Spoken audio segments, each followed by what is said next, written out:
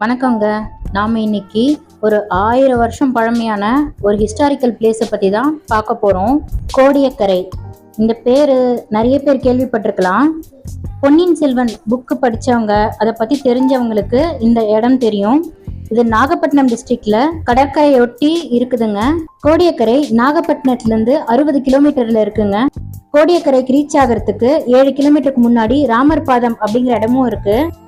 இதுதான் சோழர் காலத்துல இருந்த கலங்கரை விளக்கம் அப்படின்னு சொல்றாங்க. இப்போ இது ஆர்கியாலஜிக்கல் டிபார்ட்மெண்ட் மூலமா பாதுகாக்கப்பட்டு வருது. சுனாமில அதிகமா செதஞ்சிருச்சு அப்படின்னு சொல்றாங்க. அங்க ஒரு பெரிய டவர் இருக்குங்க. அதுக்கு மேல ஏறி பார்த்தா பீச்சோட ஃபுல் வியூவுமே நமக்கு தெரியும். ஒரு பக்கம் பீச், இன்னொரு பக்கம் காடு அப்படின்னு பார்க்க ரொம்ப நல்லா இருக்கும்.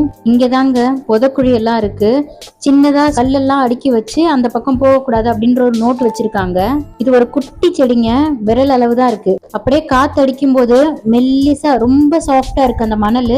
அப்படியே அலையா போறத பார்க்க முடியும். அந்த பக்கம் ஃபுல்லாவே வெறும் புதக்குழியா தான் இருக்கு. இந்த லைட் ஹவுஸ்க்கு போனோம் அப்படின்னா இந்த சரணாலயம் இங்கதான் வரணும். நம்ம ஓன் வெஹிக்கிள்ஸ் இங்க உள்ள அலௌட் இல்லைங்க. அவங்களே வேன் வச்சிருக்காங்க. அதுக்கு சார்ஜஸும் கொடுத்துருக்காங்க. ஆல்மோஸ்ட் ஒரு 45 மினிட்ஸ் ரைடு அது. அந்த ரைட்ல போகும்போது வெறும் காட்டு வழியில தான் போற மாதிரி இருக்கும்.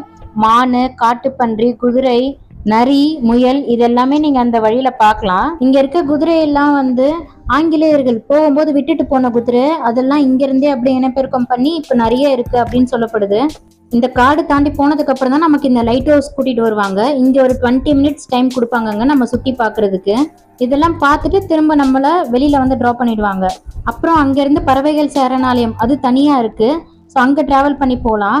அது கூகுள் மேப்ல போனீங்க அப்படின்னாலே உங்களுக்கு கரெக்டா வழி சொல்லும். சின்ன சின்ன தெருவுக்குள்ள, சின்ன சின்ன கிராமத்துக்குள்ள போற மாதிரிதான் இருக்கும் வழி. நீங்க பேர்ட்ஸ் எல்லாம் பார்க்கணும்னா நவம்பர்ல இருந்து ஏப்ரலுக்குள்ள வரணும். அதுதான் அப்போ உங்க சீசனு. நான் ஏற்கனவே சொன்னேன், ராமர் பாதம் அப்படின்னு ஒரு இடம் இருக்கு கோடியக்கரைக்கு முன்னாடி. கொஞ்சம் படிக்கட்டு ஏறி மேலே போற மாதிரி இருக்குங்க.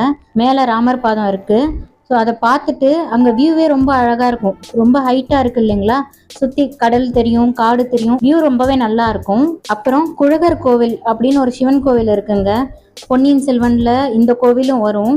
இந்த கோவில் நல்லா பெருசா இருக்குங்க. சுத்தி நிறைய பூச்செடி எல்லாம் இருக்கு, தனித்தனி சன்னதி எல்லாம் இருக்குங்க.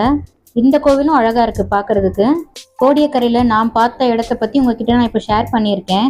நீங்களும் இந்த இடத்துக்கு போயிருந்தீங்க அப்படின்னா, இல்லை இதுல நான் ஏதாவது மிஸ் பண்ணியிருந்தேன் அப்படின்னா எனக்கு நீங்க கீழே கமெண்ட் பண்ணுங்க. அடுத்த வீடியோல பார்க்கலாம். நன்றி.